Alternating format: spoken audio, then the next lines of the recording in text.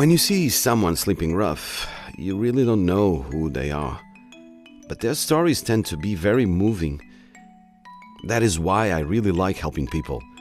Learn about how they got to be who they are, how they used to live. That way I can figure out a way of reaching that person. My name is BRAIMA. I am 33 years old and I was born in Boubaque Island on Guinea-Bissau. I arrived in Portugal in 2019.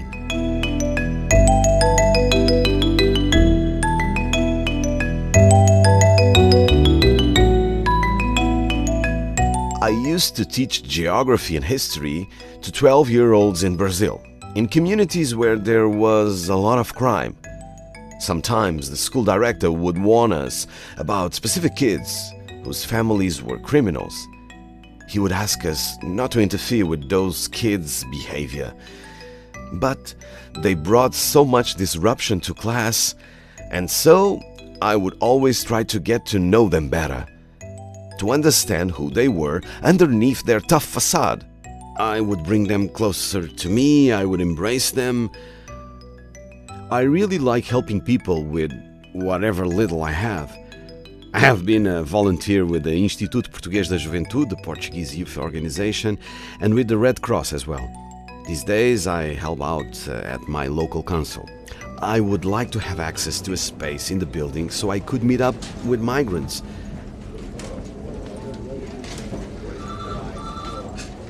There are so many who struggle to understand what they are being told by official institutions.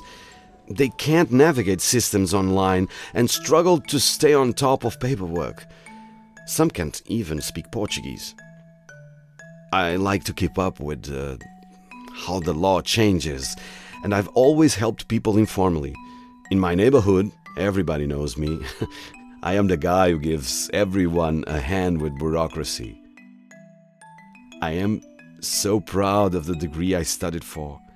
I was a good student in school, and because of that, I won a scholarship that took me to an international Afro-Brazilian university in Redenção, the first city in Brazil to release their slaves.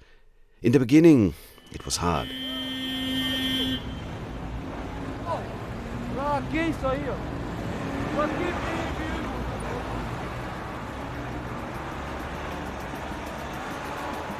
When you go abroad, you fear not meeting the expectations others have of you. You carry that responsibility with you on behalf of your family.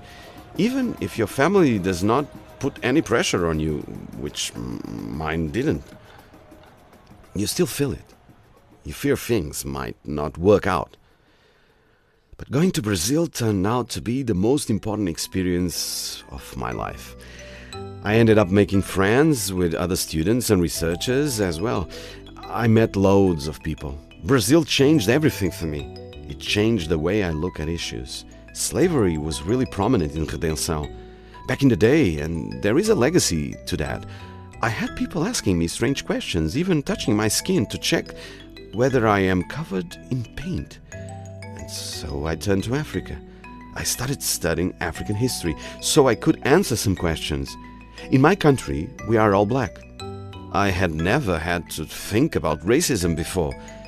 It took moving to Brazil to learn the history of my own country, to learn the history of Guinea-Bissau.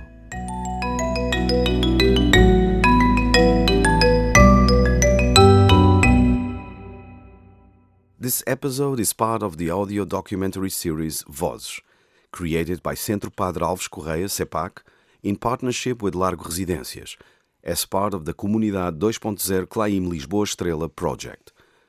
VOZES tells the stories of migrants supported by CLAIM Lisboa-Estrela, a local center for migrant integration run by CEPAC, featuring interviews and writing by Cláudia Monteiro, narration by Pedro Saavedra and Cláudia Monteiro, and sound design and original music by Francesco Valente.